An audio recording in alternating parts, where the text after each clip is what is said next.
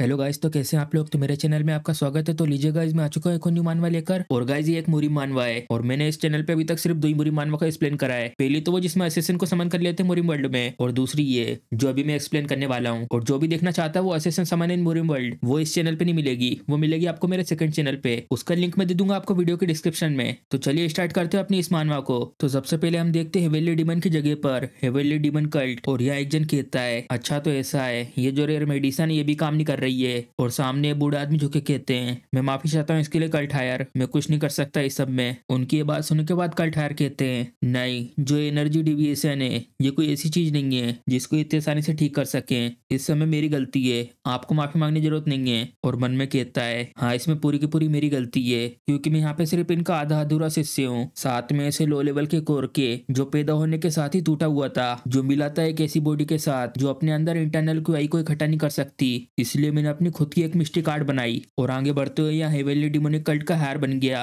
ये सारे के सारी जो चीज मैंने करी थी, मेरे मास्टर का जो इतना बड़ा कर्जा है मेरे ऊपर, उसको चुकाने के लिए। और यहाँ हॉल से जाते हुए कहता है इतनी महंगी दवाई भी यूजलेस निकल गई, आखिर मैं कहाँ से ढूंढूं ऐसी चीज जो किसी काम में आए। और पीछे से कोई कहता है बहुत ज्यादा लंबा समय हो गया कल्ट हायर, आखिर आप कैसे हो इतने समय से। मैं द वाइस कल्ट लीडर कुछ समय से बाहर था। कल्ट का हायर कहता है क्या सच में इतना ज्यादा लंबा समय हो गया चुन हेंजिन। अरे हाँ, हमारे इन जगह पर टूर करने में तुम्हें टाइम तो लग गया होगा। वॉइस लीडर कहते हैं एज द कल्ट लीडर और कल्ट के हायर दोनों अभी इस समय अपनी ड्यूटी निभा नहीं पा रहे हैं, तो इसलिए ये मेरा काम बनता है चीजों को अच्छी तरीके से करना, यहाँ हमारे हेवेली डीमन कल्ट के अच्छे के लिए। हेवेली डीमन कल्ट के यार यहाँ इसके पास से जाते हुए कहते हैं मैं बहुत ज्यादा ग्रेटफुल हूँ तुम्हारे एफर्ट के लिए। और ये अपने कमरे में आकर इस तरह को लेकर कहते हैं ऐसा हो नहीं सकता, ये सांप चूहेंजिन ऐसे ही बस ट्रिप पे गया है आसपास लोगों के ऊपर नजर रखने के लिए। इससे पहले कि वो कोई कदम उठाए तभी अचानक से कुछ हो जाता है। मैंने बिल्कुल नहीं सोचा था कि वो यहाँ इस मोमेंट पे मेरे ऊपर एम करेगा जब मैं यहाँ अपने चेम्बर पे होऊंगा। और यहाँ इसके मुंह से खून निकल रहा होता है, तो इसीलिए इसे कहा जाता है एक किलर ड्रिंक। और यहाँ ऊपर छत में बहुत सारे लोग छुपे हुए होते हैं और उनसे कहता है क्या तुम लोगों को भी ड्रिंक करना पसंद है, लेकिन मुझे अभी बहुत ज्यादा बुरा फील हो रहा है क्योंकि मैंने यहाँ पे सारे के सारे ड्रिंक पी ली है। और जो ऊपर छुपे हुए तो वो चिल्लाते हैं अटैक करो। कल्ट हायर कहते हैं ओ डियर, अगर तुम भले मेरे लिए यहाँ पर एक महंगी सी शराब लेकर आए हो, लेकिन तुम्हारी हिम्मत कैसी हुई मेरे चेंबर में मेरे ऊपर हमला करने की। और ये सारे के सारे एक साथ कूद जाते नीचे कल्ट हायर की तरफ, और नीचे जाते सी उसके ऊपर अटैक कर देते हैं, लेकिन यहाँ पे नहीं होता। क्या एक इल्यूजन आर्ट, आखिर इसने कब यूज करा। कल्ट हायर इसके पीछे जाकर कहते हैं अगर तुम्हें मुझे मानना है मेरी खुद की जगह पर, तो तुम्हें इसके लिए और ज्यादा तैयार होकर आना चाहिए था। और फटाक से कूद जाती है असैसिन इसके ऊपर कल्ट हायर। और कल्ट हायर अपनी एनर्जी को रिलीज करके कहते हैं मैंने तुम्हें पहली वार्निंग दे दी है, सिर्फ तुम लोग अकेले काफी नहीं हो मेरे लिए। और बहुत सारी चेनें जाती हूँ असैसिनों की तरफ, और जाते सी लगातार उन सबके सीनों के आर पार निकल जाती है। और यहाँ कल्ट हायर के पीछे और लोग भी खड़े होते हैं। कल्ट हायर कहते हैं तो क्या तुम लोग सिर्फ इतने कर सकते हो ये सब सेटअप करने के बाद भी। और पीछे उन लोगों की तरफ मुड़ के कहता है क्या तुम्हें ऐसा नहीं लगता जो तुम्हारा डियर नेफ्यू होगा वो बहुत ज्यादा डिसअपॉइंट होगा ये सब देखकर। क्यों एल्डर चुनहेंजिन। एल्डर मन में कहते हैं क्रेन्स रेड बीक, ऐसा कहा जाता है इसकी एक सिंगल ड्रॉप से वो किसी को भी आराम से पिघला सकता है। और यहाँ पर ऐसे हंस रहेगा पूरे के पूरे कप को पीने के बाद, ये सच में एक मॉन्स्टर है। कल्ट हायर कहता है अगर मेरी बॉडी थोड़ी और अच्छी कंडीशन में होती तो मैं जरूर तुम्हारे सर के अंदर एक छेद करके जाता। सच में कितना अनफॉर्चुनेट है ये। एल्डर कहते हैं मुझे भी थोड़ा सा डिसअपॉइंटमेंट हुआ है ये कि तुम यहाँ पर अपने सपने को पूरे नहीं कर पाए। और मन में कहता है ऐसा हो ही नहीं सकता कि मैं यहाँ पे ऐसे खड़े रहकर इस ऑर्फिन जो एक मार्शल आर्ट तक को सीख नहीं सकता, मैं उसको बनने दूं अगला कल्ट लीडर। और यहाँ तक कि मेरे सुपीरियर ने भी परमिशन दे दी है इसकी। और इशारा करता है पीछे की तरफ, और यहाँ पर ये सबके सब एक साथ अटैक कर देते कल्ट हायर के ऊपर। कल्ट हायर मुस्कुराते हुए कहते हैं हमारे एल्डर सच में उन्हें बहुत ज्यादा आसान है डराना,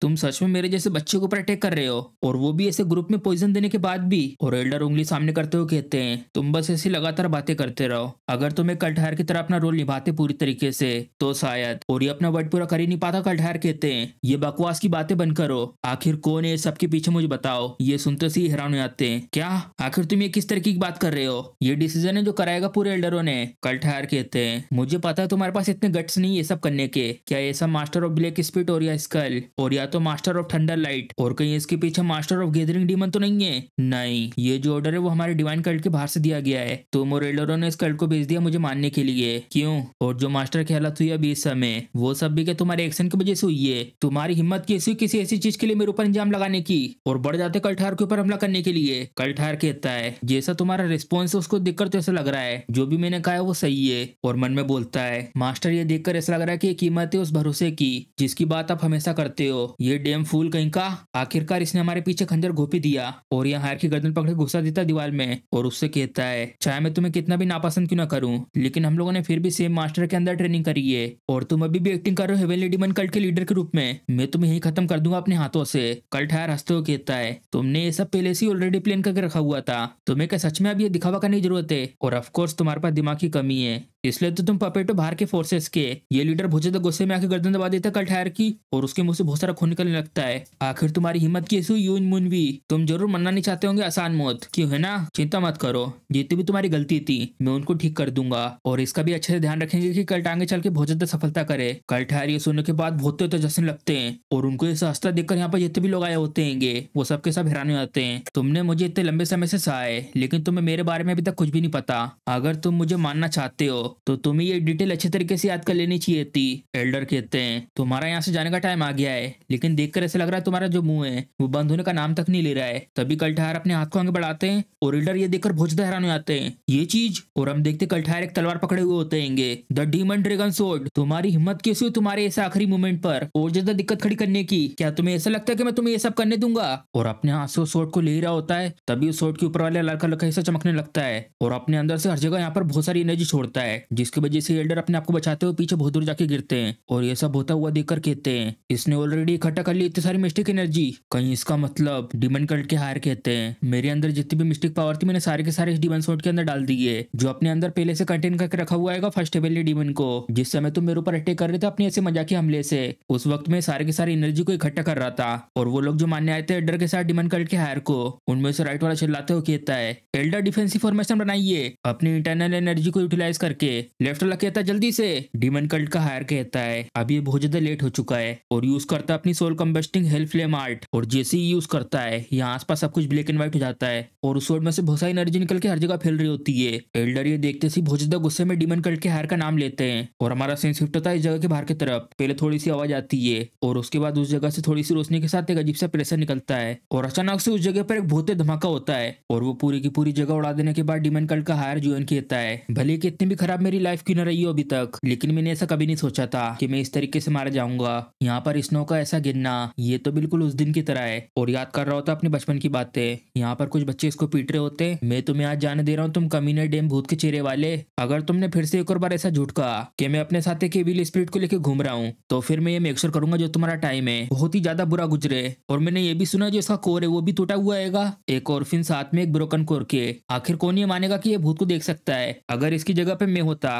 तो मैं अपने आप को बहुत पहले मान लेता। और डीमन कल्ट का हायर आगे बताता है मैंने सिंपली उन लोगों को वही कहा जो मैंने देखा था, लेकिन मुझे सिर्फ उन सब लोगों की तरफ से हेटरेट मिली लगातार सहते रहना ऐसे सिटी वर्ल्ड को, लेकिन मेरा ऐसा स्वभाव नहीं था ये सब सहने के बाद मैं ऐसे बैठे रहूं। और खींच के पत्थर मारता उसके सर पे और चिल्लाते हुए उससे कहता है तुम ये सब क्या कर रहे हो बदमाश बच्चे कहीं के, जल्दी जाओ पकड़ो इसे। और उसके बाद यहाँ बैठे हुए चैन की सांस छोड़कर कहता है उन कमीने लोगों को बिल्कुल भी नहीं पता कि आखिर कब गिव अप करना है, बिल्कुल तुम लोगों जैसी खोई हुई स्पिरिट की तरह। क्या तुम कमीने लोग मेरे सामने से कभी जाओगे या नहीं? और इसके पीछे से कोई कहता है तुम्हारे पास स्पेशल आंखें आएंगी। और ये आवाज सुनते से भोजदा हैरानों के पीछे की तरफ गिर जाता उसकी ओर देखते हुए और मन में कहता है आखिर कब आया मेरे पीछे। और यहाँ तक कि मुझे इसका प्रेशर भी बिल्कुल सेंस नहीं हुआ। अगर इसको अच्छे से देखें इसके पास तो बहुत ज्यादा एक्सपेंसिव कपड़े हैं और यहाँ तक कि इससे भी ज्यादा महंगी सोड। और ये जो यहाँ पर आया जंगल के रास्ते ये जगह बहुत दूर पड़ती है, तो क्या ये स्पेशली यहाँ पर सिर्फ मेरे लिए आया है? और नीचे की तरफ देखते हुए सामने उससे कहता है तुम जरूर इंटरेस्टेड होंगे मेरी कर्स आंखों में, अगर तुम्हारी इच्छा है तो तुम ले सकते हो इन्हें मुझसे। और डीमन हायर बताता है एक ऐसी जिंदगी जहाँ पे तुम्हें मिलती रहती है हेट्रेट और डिसरिस्पेक्ट, तो ये सब तो नेचुरल है। और यहाँ पर जो आए थे इसके सामने वो कहते हैं क्या मैं इसे ऐसे ही ले सकता हूँ? ये सुनते से येन कहता है तुम देखने में एक मास्टर लग रहे हो मार्शल आर्ट के, तो आखिर हिचकिचा क्यों रहे हो? मुझे नहीं पता अगर यहाँ के तुम्हारी पावर के लिए एक मेडिसिन के रूप में काम में आएगी या नहीं, लेकिन तुम इन्हें निकाल कर गर्म कर सकते हो, भून सकते हो, कुछ भी कर सकते हो, जैसी तुम्हारी मर्जी तुम करना चाहो। और ये सुनने के बाद वो आदमी इसके पास आकर अपना कोटी से पहना देता है और इससे कहता है ये जो आंखें वो कोई श्राप नहीं है बल्कि एक वरदान है तुम्हारे लिए। कभी कभी कुछ लोग बिल्कुल तुम्हारे जैसे वो पैदा होते हैं अपर एनर्जी कोर की ब्लेसिंग के साथ और एक स्पेशल स्ट्रीक जो उनके सोल के अंदर होती है। ऐसे जो बच्चे होते हैं वो आगे चल के बहुत ज्यादा बड़ा काम करते हैं। तुम्हारे पास पोटेंशियल है इस दुनिया में सबसे ज्यादा स्पेशल बनने का, डीमन कल्ट के हार बताते हैं। ये जितनी भी जो है बातें थी ये इतनी ज्यादा मीठी थी कि ये बिल्कुल ऐसे लग रही थी कि झूठ है, लेकिन इससे भी ज्यादा क्योंकि मेरे को अपनी पूरी जिंदगी में पहली बार इतना गर्म महसूस हुआ था उन मुक्ति देने वाले हाथों से। और जिसने ये उनको गोद दिया होता वो कहता है तो क्या तुम मुझे फॉलो करोगे करोगे बच्चे? योन कहता है हाँ, और वो योन से पूछते हैं क्या तुम्हारा कोई नाम है? योन कहता नहीं। तो ठीक है, जिस मोमेंट पे मैं तुमसे मिला हूं उसको याद रखने के लिए, तो क्या कहना है इस नाम के बारे में? वून वी।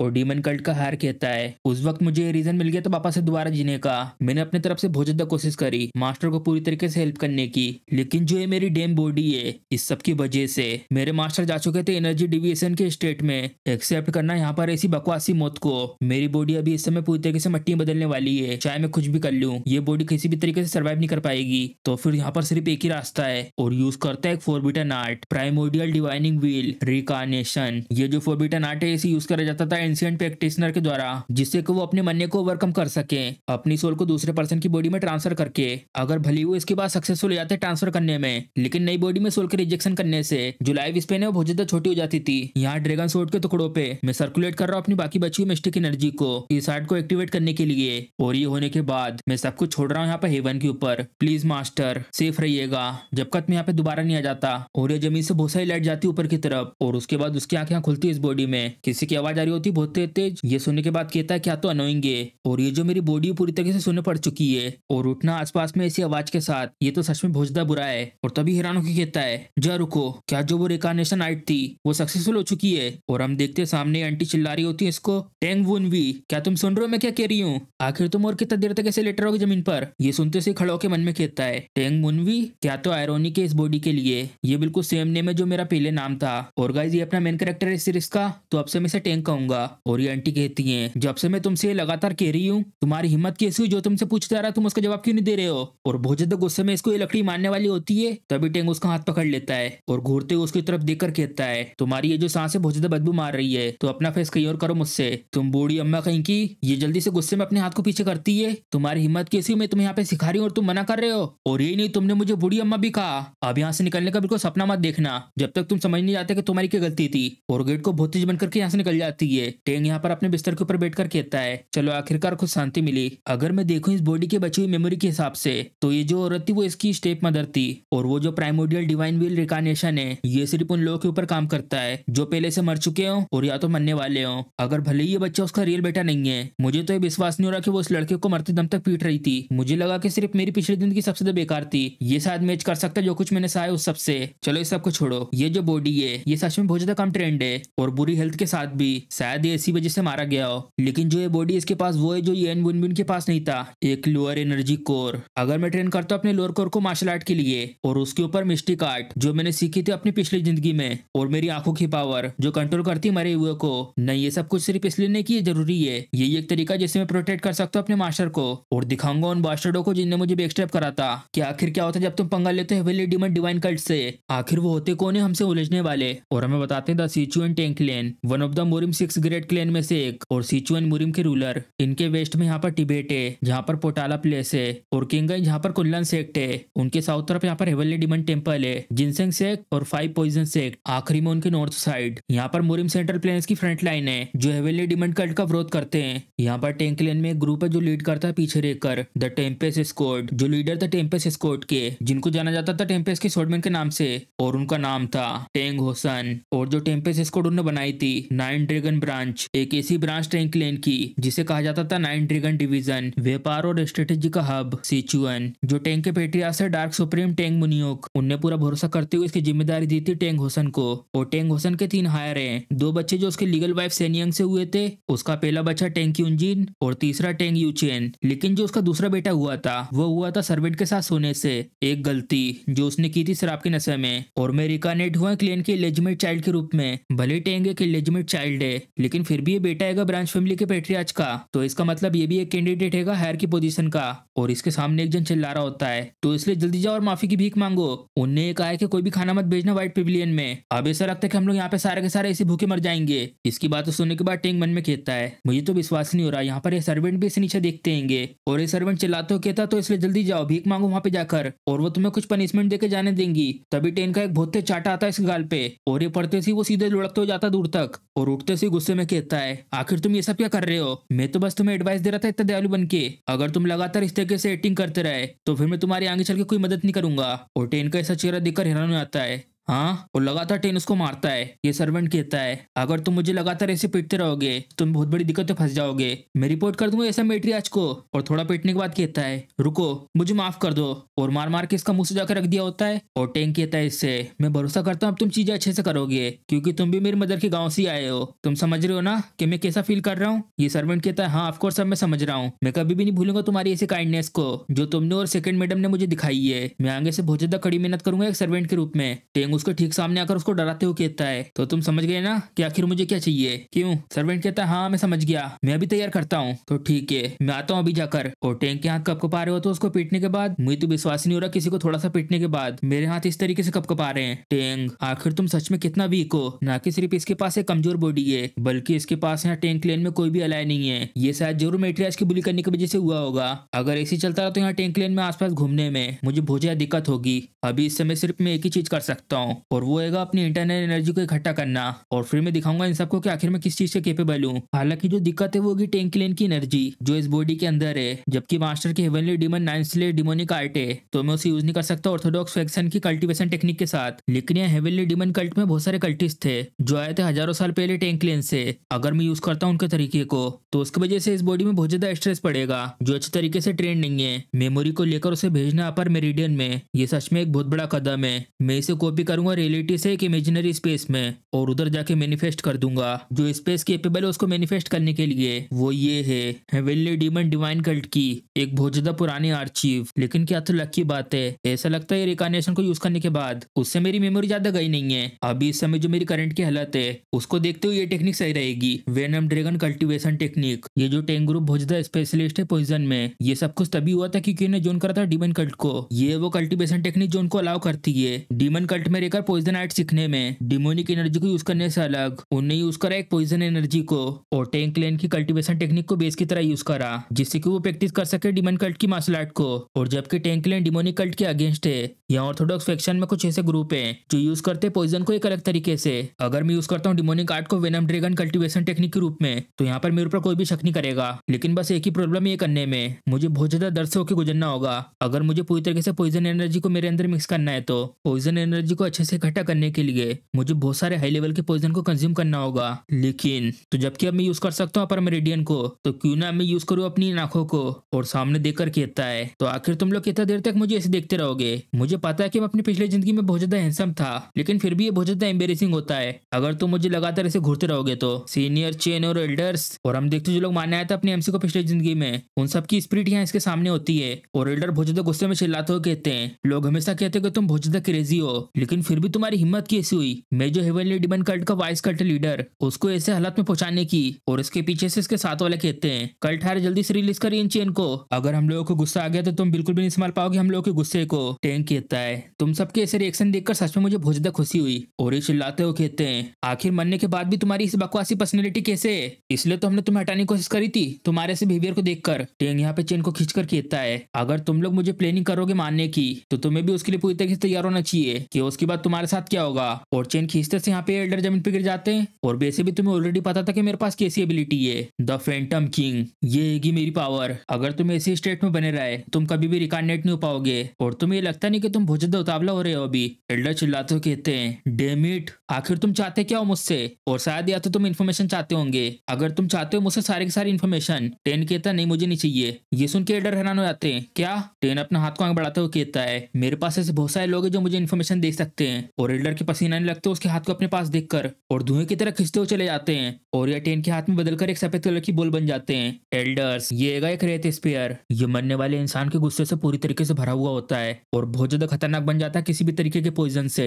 लेकिन अब ये बन चुका है मेरा न्यूट्रिएंट्स और खा लेता उससे। एल्डर की ऐसी गोली बना के खाता देखकर ये लोग बहुत ज्यादा हैरान हो जाते हैं। और पॉइजन से भी ज्यादा खतरनाक चीज को खाने के बाद टेन को बहुत दर्द हो रहा होता है और उस पॉइजन को अपनी बॉडी में अडेप्ट करने की कोशिश कर रहा होता है। और इसको ऐसा देखकर जो बाकी बची स्पिरिट थी वो कहती है नहीं ऐसा नहीं हो सकता, इतनी ज्यादा खतरनाक चीज खाने के बाद ये अभी भी खड़ा हुआ आएगा। और उसका साथी कहता है नहीं क्या तुम इसके बारे में भूल गए, कैसे ये पॉइजन पाउडर को खाते हुए हेल में बड़ा हुआ आएगा। और सामने उन लोगों की तरफ देखकर टेंग कहता है तो चलो जबकि वाइस कल्ट लीडर चियोन वो मेरी वेनम ड्रैगन कल्टीवेशन टेक्निक के लिए फर्टिलाइजर बन चुके हैं तो बाकी बचे हुए अब तुम लोग हो। अब तुम्हें चॉइस करनी है, तुम लोग यहाँ मुझे बिल्कुल अच्छे बन के सब कुछ एक एक करके बताओगे नहीं, और या तो मैं तुम लोगों को भी खा लूं। और हम देखते कुछ देर बाद उन सबसे सारी की सारी जानकारी भी उगल वाली होती है और उन सारी की सारे स्पिरिट को अपने हाथों में लेकर कहता है तो तुम लोग सिर्फ फॉलो कर रहे थे एक ऑर्गेनाइजेशन के ऑर्डर को जो जानी जाती है एक एसोसिएशन के नाम से। तुम लोग ग्रेट एल्डर्स हो ना हेवनली डीमन कल्ट के, कहीं तुम लोग झूठ तो नहीं कह रहे? ओरेलो रोते हुए कहते हैं नहीं नहीं हम लोग बिल्कुल भी झूठ नहीं कह रहे हैं। ओटेन मन में कहता है एक ऑर्गेनाइजेशन जिसका कोई अच्छे से नाम तक नहीं है, बस दिक्कत की बात यह है कि जो प्रॉब्लम है सारी की सारी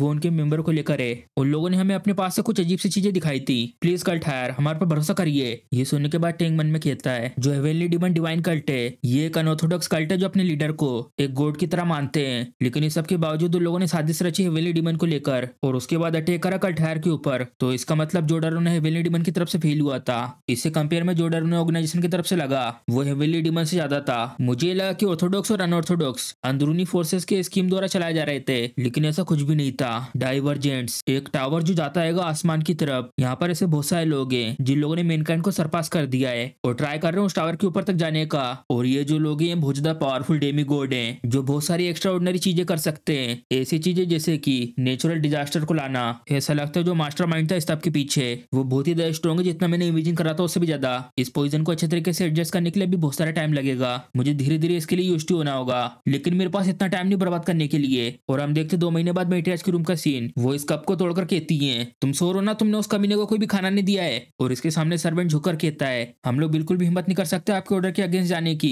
मैट्रियाज चिल्लाते हुए कहती है तो आखिर वो क्यों ऐसे नॉर्मल तरीके से रह रहा है? पूरा का पूरा 2 महीना हो चुका है लेकिन उसे अभी भी कुछ नहीं हुआ। उसको तो अभी तक यहाँ मेरे पास जमीन पर रेंकर आते हुए माफी की भीख मांगना चाहिए था। और यहाँ तो ऑलरेडी रूमर चल रहे हैं कि मैंने उसे मानने की कोशिश करी है और इस सबके जैसे पेट्रियट यहाँ पे कुछ ही दिनों में जल्दी विजिट करने के लिए आएंगे। अगर ऐसे रूमर आसपास चलते रहेंगे तो आखिर में उन्हें कैसे फेस करूंगी। चलो आगे कंटिन्यू करने से पहले आखिर क्या चीज थी जो उसने तुमसे लाने के लिए कहा था? सर्वेंट कहता है जो अभी इस समय की पॉलिटिकल सिचुएशन चल रही जुआंगू में उसकी इन्फॉर्मेशन वो चाहता था, और इसके अलावा खासतौर पर तो अनऑर्थोडॉक्स फैक्शन को लेकर। ये सुनते से मैट्रियाज मन में कहती है वो पहले कभी भी इन सब चीजों में इंटरेस्टेड नहीं था और अब वो इन सब चीजों में इंटरेस्ट दिखाने लगा है। ये सच में इन 2 महीनों में बहुत ज्यादा चेंज हो चुका है। जी रुको, क्या कोई उसके पीछे से ये सब कुछ करवा रहा है? भले वो किसी काम का नहीं लेकिन वो फिर भी पेट्रियाज का बेटा है। अगर उसने पेट्रियाज के सामने अपना अच्छा इंप्रेशन दिखाया जब वो यहाँ पे विजिट करने आए तो, और उनका इंटरेस्ट इसके ऊपर हुआ तो उसकी वजह से यहाँ क्लेन में उसको अच्छी पोजीशन मिल सकती है। और बहुत ज्यादा गुस्से में आकर टेबल पे हाथ मारते हुए कहती है ये अटेंशन तो यूचिन और येचेंग को मिलना चाहिए। ये श्रापित बास्टर्ड कहीं का, आखिर उसकी हिम्मत कैसी इसको लेने का ट्राई करने की। और बाहर गेट के पीछे से एक सर्वेंट कहता है मैट्रियाज मास्टर यूचेंग आए हैं। ये सुनते से मैट्रियाज कहती है क्या यूचेंग आया है? ऐसा लगता है उसने अपनी आइसोलेटेड ट्रेनिंग ऑलरेडी कंप्लीट कर ली है। और यहाँ मैट्रियाज के सामने वाला सर्वेंट कहता है तो ठीक है अब मैं चलता हूँ। मैट्रियाज कहती है निकल जाओ यहाँ से जल्दी से, और अगर तुम्हें कुछ अजीब सा पता चलता है उस बास्टर्ड के बारे में तो ये मेक श्योर करना कि तुम मुझे जल्दी से रिपोर्ट करो। और उसके बाद हम देखते आ जाता है यूचेंग कमरे के अंदर और अपनी मदर से कहता है मदर तो कैसी हैं आप? उसकी मदर कहती है हाँ मैं ठीक हूँ, तुमने तो सच में बहुत ज्यादा कड़ी मेहनत करी है, आओ यहाँ पर आकर बैठो। क्या जितना तुम ताकतवर बनना चाहते थे उतना तुम हो गए हो? यूचेंग कहता है नहीं अभी इतना ज्यादा नहीं हुआ हूँ, लेकिन अब मैं बहुत ज्यादा पास पहुंच चुका हूँ हिडन वेपन को मास्टर करने में। ये सुनने के बाद इसकी मदर कहती है ये तो सच में बहुत ज्यादा अच्छा है जैसा मैंने सोचा था अपने बेटे से। और उसके बाद यूचेंग कहता है मदर मैंने सुना उस बास्टर्ड के बारे में यहाँ पर आते हुए उसने अभी तक आपसे माफी नहीं मांगी इतनी बुरी तरीके से बात करने के बाद। उसकी मदर चैन की सांस छोड़ते हुए कहती है जब भी मैं उसके बारे में सुनती हूँ सच में मेरा सर बहुत ज्यादा दुखने लगता है, मुझे नहीं पता कि आखिर चल क्या रहा उसके दिमाग में। यूचिंग कहता है मुझे लगता है उसे कोई मदद कर रहा है पीछे रहकर। ये सुनते से इसकी मदर कहती है तो तुम्हें भी ऐसी लगता है? यूचिंग कहता है उसके पास कोई ज्यादा इंटरनल एनर्जी भी नहीं है और ना इतने दिनों से अच्छे तरीके से कुछ खा पी रहा है, ऐसा हो नहीं सकता कि वो बच पाएगा 2 महीनों तक। यहाँ पर जरूर कोई ना कोई हर रात को उसको सीक्रेट तरीके से एलेक्सर खिला रहा है। इसकी मदर बहुत ज्यादा गुस्से में अपना मुक्का बनाते हुए कहती है मुझे भी यही लगता है, लेकिन मुझे नहीं पता कि आखिर कौन बेवकूफ है जो उसे सपोर्ट कर रहा है। यूचिंग कहता है इसलिए मैं ये रिकमेंड कर रहा हूँ कि क्यों ना उसे भी ज्वाइन करने दे पेट्रियाज के विजिट में। ये सुनते से इसकी मदर परेशान होकर कहती है क्या आखिर तुम ऐसा क्यों करना चाहते हो? यूचेंग मुस्कुराते हुए कहता है अगर वो बड़े पैमाने पर जाकर खेलेगा इसकी वजह से जो उसके पीछे का सपोर्ट कर रहा है वो भी मूव करना स्टार्ट कर देगा। इसकी मदर कहती है हाँ तुम सही कह रहे हो, उसके पीछे जरूर कोई ना कोई है जो उसे इलेक्शन खिला खिला के ये दिखाना चाहता है कि वो नॉर्मल स्ट्रॉन्ग है, और जब बारी आएगी इसे क्रेडिट लेने की जो भी इसके पीछे वो जरूर सामने आएगा। हाँ इस तरीके से हम दोनों को एक साथ पकड़ लेंगे। लेकिन अगर वहां पर उस बास्टर्ड ने कोई भी दिक्कत खड़ी करी तो क्या पेट्रियाज को ऐसा नहीं लगेगा कि हम लोग उनके एक बास्टर्ड बेटे को कंट्रोल में नहीं रख सकते? यूचिंग कहता है मदर भले उसके पीछे जो भी है वो कितनी भी दिक्कत खड़ी क्यों ना करे, लेकिन जो वो बास्टर्ड बेटा आखिर वो कर ही क्या सकता है? अगर उसने कोई दिक्कत खड़ी करी भी तो मेरा ये फर्ज बनता है एक अच्छा भाई होने का कि मैं उसे रोकूं। और जो उसके पीछे उसने अगर किसी तरीके की ट्रिक करने की कोशिश करी तो आखिर किसी ऐसे का लेवल ही कितना होगा। लेकिन फिर भी अगर कोई ऐसा जिसने टैंक क्लियर की एनर्जी आर्ट को सीखा है उस टेक्निक को तो सिर्फ फ्लोरिंग के सर्वेंट ही सीखते हैं। आखिर आखिर उसका लेवल कितना ही हाई हो सकता है, क्यों?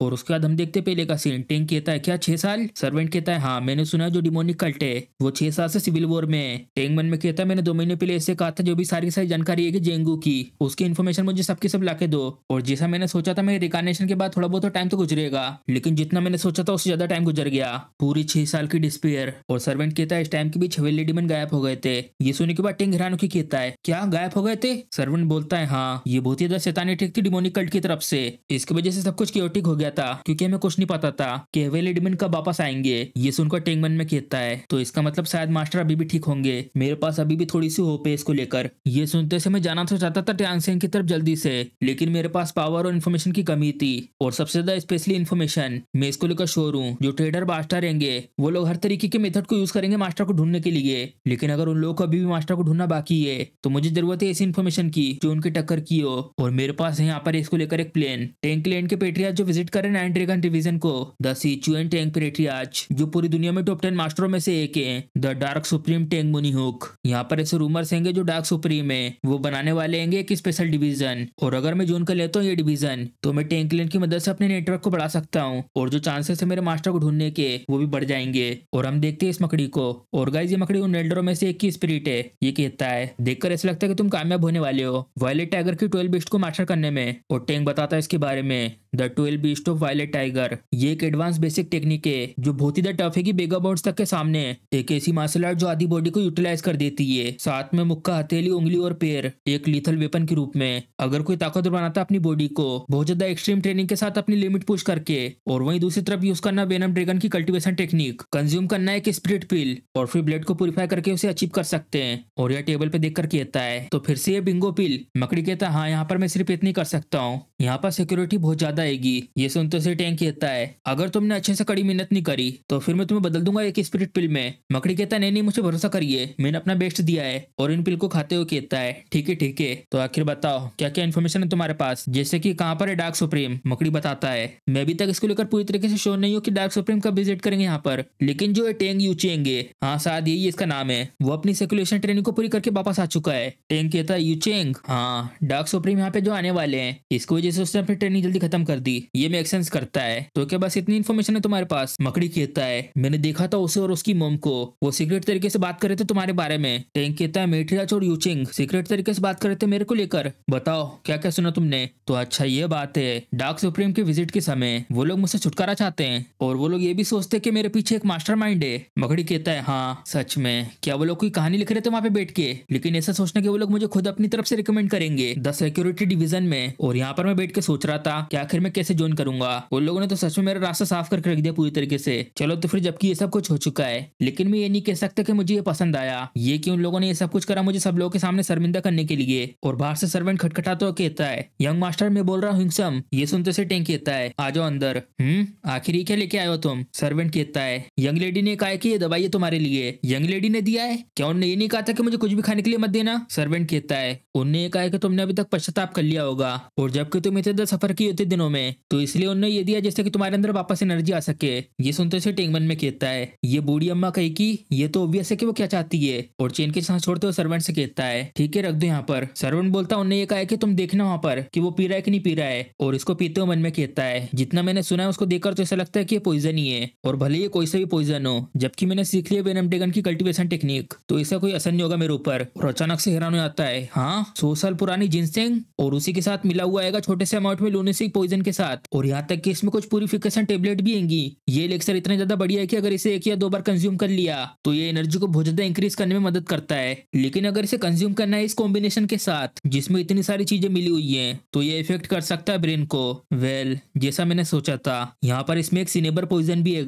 ये सुनते से मकड़ी कहता है यंग लीडर को देना ये सिनेबर पॉइजन, सच में एक लेन की विश तो क्रेजी है, आखिर उसकी हिम्मत कैसे हुई यंग लॉर्ड के ऊपर विश क्राफ्ट का यूज करने की। टैंग गुस्से में कहता चुप हो जाओ और जल्दी जाओ पता करो आखिर कौन है उसके पीछे वो सोर्सरर जिसने ये सब कुछ करने की कोशिश करी है, और जल्दी से खिड़की से जाते हुए कहता है ठीक है। और टैंग मन में कहता है इस पॉइजन का यूज करके मुझे एक पागल जैसा बना देना, और यूज करना मेरे ऊपर सोर्सरी को मुझे पपेट बनाने के लिए, जिससे कि मैं नाच सकूं उसकी इशारों पर। अब मैं इसको लेकर क्यूरियस हो रहा हूँ आखिर जो उसका सोर्सरर है वो कितना अच्छा होगा इस सब में। और वो पूरा पीने के बाद सर्वेंट से कहता है तो जबकि मैंने यहाँ पर ये पूरा का पूरा पी लिया है, लेकिन तुम अभी भी क्यों खड़े हुए हो? सर्वेंट कहता बात यह है कि बाहर एक मार्शल आर्ट के मास्टर आपका इंतजार कर रहे हैं जिन्हें यहाँ पे भेजा गया लेडी के द्वारा। ये सुनने के बाद टेंग कहता है, एक मार्शल आर्ट के मास्टर, और ये बाहर आ जाता हूँ उनसे मिलने के लिए। और मास्टर अपने बारे में बताते हैं, मैं हूँ टेंगुन मार्शल आर्ट मास्टर, जो आपके लिए असाइन किया गया है। यंग मास्टर टेंग बुनवाई, भले कुछ ज्यादा समय के लिए नहीं, चलो एक दूसरे के साथ अच्छा सा व्यवहार रखते हैं। इनको देखकर टेंग मन में कहता है, एक फियर्स विंड वॉरियर टेंगुन, पहले के समय जो टेम्पेस्ट स्क्वाड फाइटिंग कर रही थी फ्रंट लाइन में,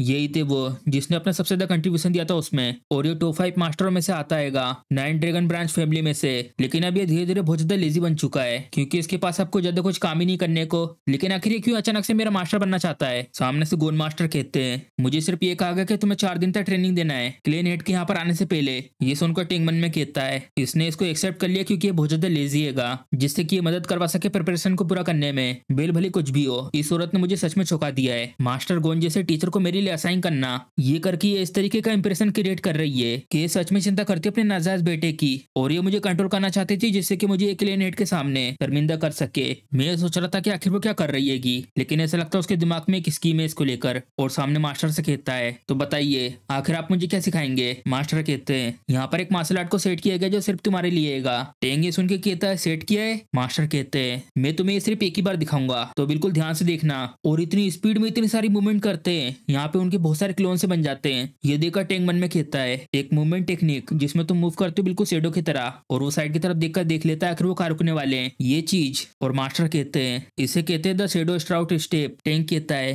क्या ये भी उन टेक्निकों में से जो यूचिंग यूज करता है? मास्टर कहते हैं, हाँ, ये है foundation technique shadow shroud art की, जिसको यंग मास्टर यूचेन भी यूज करते हैं। और मन में कहता है, वो बूढ़ी औरत सच में मुझे वो उसके साथ कंपेयर करके अपने बेटे को शो ऑफ करवाना चाहती सब लोगों के सामने। मास्टर कहते हैं, इस टेक्निक से तुम्हारी मूवमेंट बहुत ज्यादा बढ़िया हो जाती है और तुम आराम से बच सकते हो किसी भी तरीके के पॉइजन और छुपे हुए वेपन से।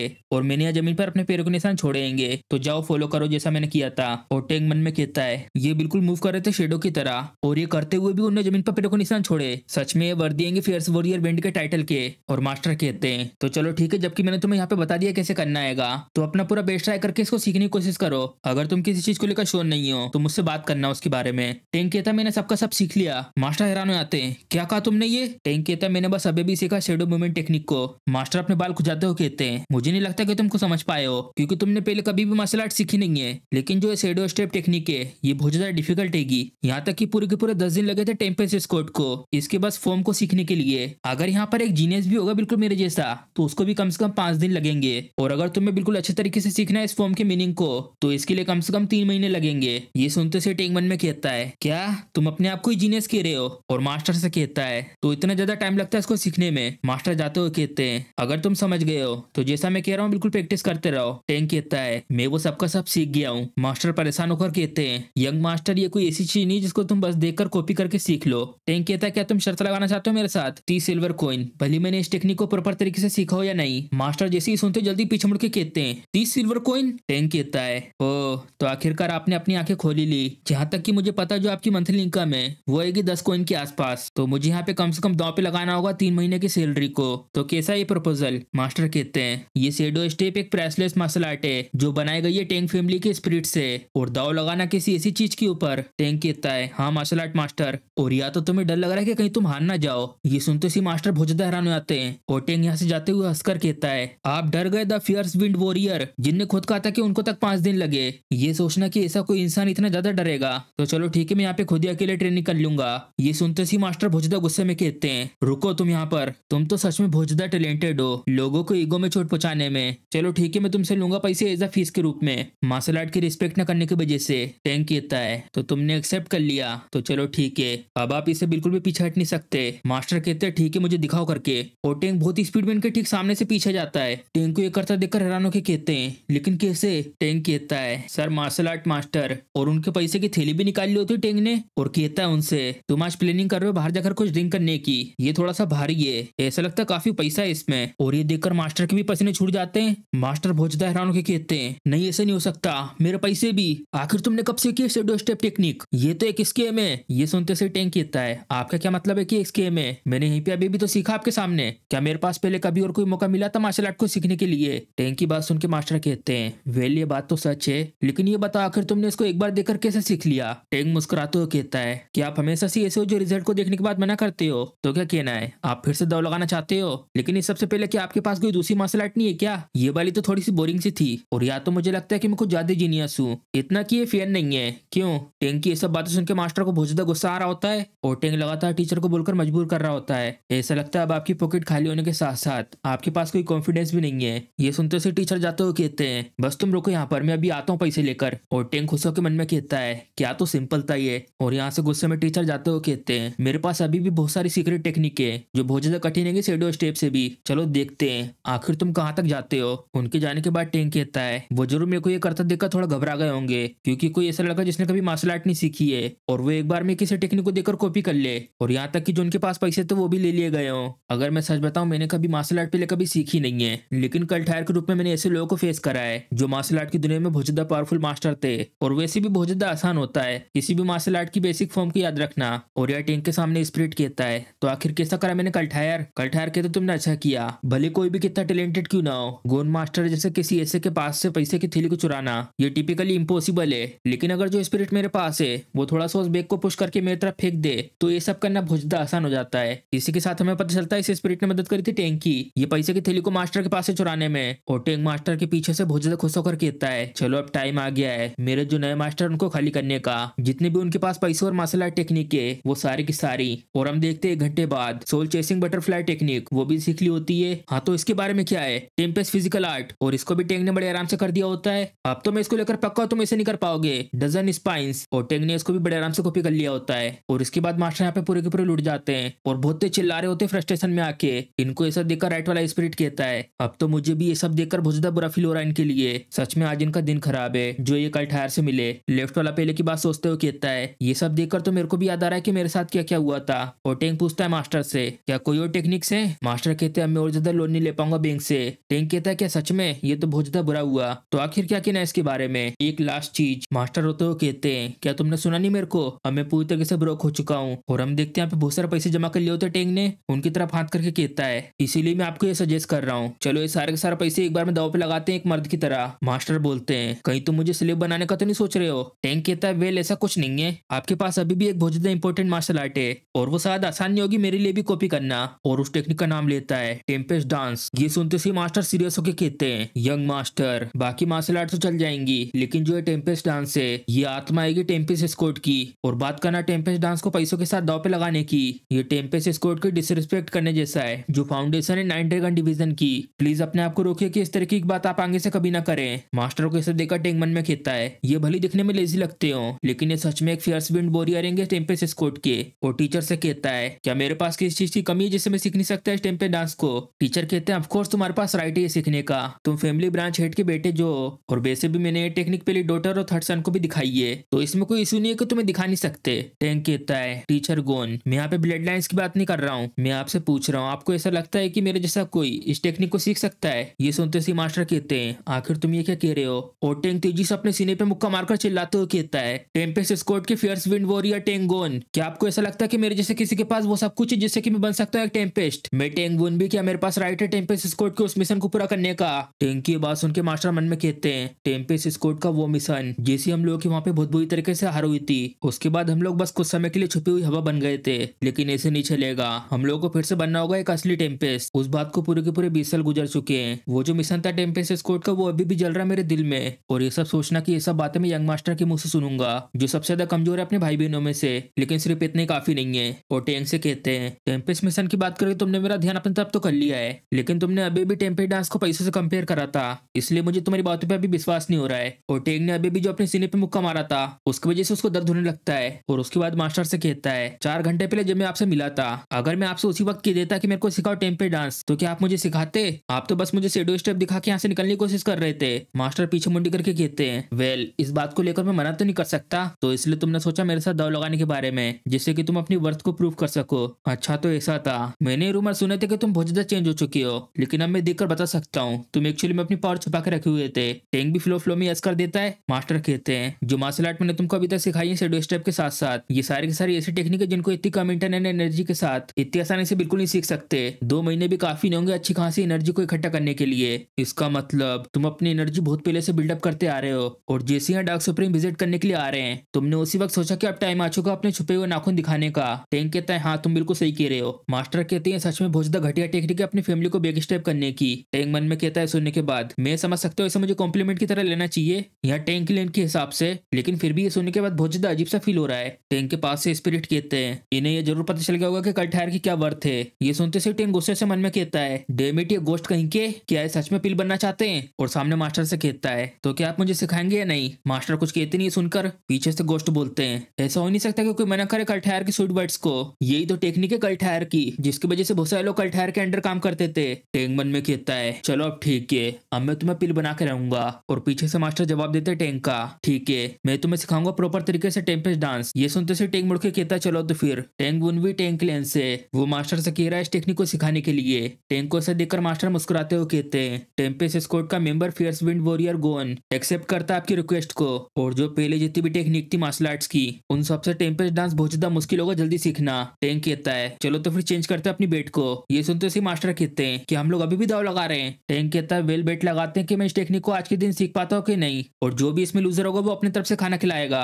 मास्टर कहते हैं सच में तुम भी ना, चलो ठीक है एक बार का खाना ठीक रहेगा। और वैसे मुझे इस बार लग रहा है कि मैं जीतूंगा, चलो तो फिर बिल्कुल अच्छे से दिखना। और टेक्निक को दिखाते हुए मास्टर बताते हैं जो पहले के टेम्पेस्ट स्क्वाड मास्टर तो उन्हें ये प्रॉमिस करा था कि जितने भी मैटर होते फैमिली के इनहेरिटेंस को लेकर उन मामलों में बिल्कुल भी बीच में नहीं आना है। इसलिए अगर टैंक कंटिन्यू रखता है टेम्पेस्ट को तो गोन शायद उसे सपोर्ट कर सकता है नेक्स्ट हार बनने में, लेकिन दूसरों को यह बताना होगा कि जो नया टेम्पेस्ट है वो हमारी टेम्पेस्ट की जर्नी में हमें ज्वाइन कर सकता है और उसके बाद हम लोग आपस में शेयर कर सकते हैं ड्रिंक को। फाड़ दो ये सब नहीं चाहिए ये। वैसे मुझे कुछ फर्क नहीं पड़ता बैठ के हारने से क्योंकि जो ये ग्रेटेस्ट यंग मास्टर है वो बिल्कुल सही रहेंगे हमारे लिए, लेकिन डेमिट ये लड़का मेरे साथ एक भी ड्रिंक शेयर नहीं कर रहा है। और आखिर ये किस तरीके का खाना हुआ इतने सारी प्लेट लेकर। बाजू में से इस जगह के ओनर कहते हैं मास्टर को मास्टर गोन क्या आपको कुछ और चाहिए। मास्टर कहते हैं प्लीज मुझे एक और दारू की बोतल दे दो, मैं यहाँ पर ऐसे रोते हुए ये सब देख नहीं सकता। टैंक खाते हुए मास्टर से कहता है अच्छा तो ऐसा है आप तो सच में एक ड्रिंकर हो, क्या हम लोग इसके बाद चलेगा ड्रैगन टावर की तरफ। मास्टर चिल्लाते हुए कहते हैं तुम्हें पता भी है कि वो कितनी ज्यादा महंगी जगह है। और आखिर में ये सब क्या बात कर रहा हूँ, ये जगह भी बहुत ज्यादा महंगी है, यहाँ इस एरिया में सबसे ज्यादा पॉपुलर रेस्टोरेंट है। टैंक कहता है हाँ ऐसा लगता तो है।